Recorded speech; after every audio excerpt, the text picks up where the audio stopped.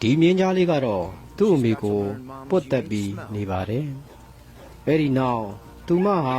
သူများတွေလိုလမ်းလျှောက်ဖို့လေးလာတင်ယူနေတာပါ။လဲကျသွားလိုက်ပြန်ထားလိုက်နဲ့သူ့အမေရဲ့နောက်ကနေလိုက်နေပြီးသူ့အမေရဲ့ဘေးမှာသူ့အမေနဲ့စော်ကစားနေတာပါ။အဲဒီနောက်မှာတော့သူတို့ဟာအာယုံစိုက်မှုတစ်ခုဖြစ်လာပါတယ်။အားလုံးလည်းငြိမ်သက်သွားပါတယ်။ပြီးတော့အရန်ကြောက်စရာကောင်းတဲ့ကြောက်တစုရောက်လာခဲ့ပါတော့တယ်။ရန်ဆာလောင်လာပြီဆိုရင်သူတို့ဒီနေရာမှာအစာကိုလာရှာကြပါတယ်။မြင်းကြားသားမိဟာကြားတွေလာတာကိုမြင်လိုက်ရပါတော့တယ်။ကြားကြီးကအရန်ကိုစိတ်ဝင်စားသွားပြီးသူတို့အေးအေးဆေးဆေးတတ်စားလို့ရမယ့်သားကောင်ငယ်လေးတွေကိုတွေ့လိုက်ရလို့ပါ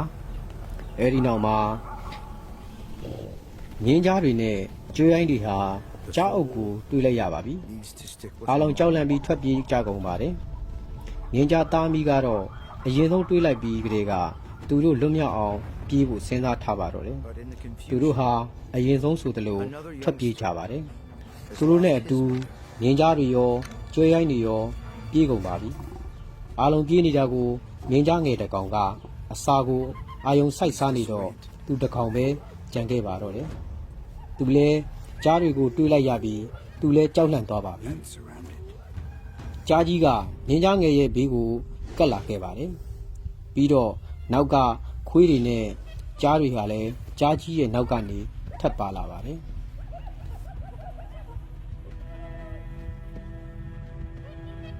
ခွေးတွေနဲ့ကြားတွေဟာ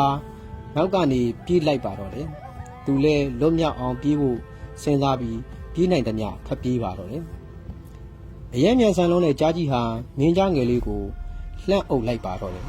။မြင်းကြားငယ်လေးကလည်းပြေးရင်းနဲ့သူ့ရဲ့ခြေထောက်နဲ့ကြားကြီးကိုကန်လိုက်ပြေးလိုက်လုပ်နေရပါတယ်။သူဟာ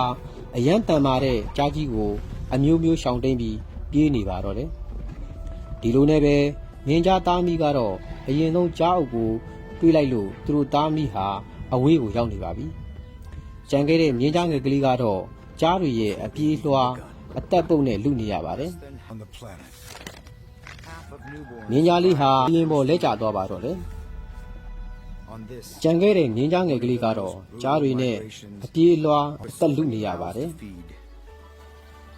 ပြီးတော့ကြားတွေရဲ့စားတောက်ခြင်းကိုခံခဲ့ရပါတော့တယ်။အရန်ကိုကြောက်စရာကောင်းတဲ့ကြားတွေကိုအရင်ဆုံးမြင်လိုက်ရတဲ့မြင်းကြားသားမိကတော့ကြားတွေရဲ့စားတောက်ခံရမှုမှလွတ်မြောက်လာခဲ့ပါတယ်။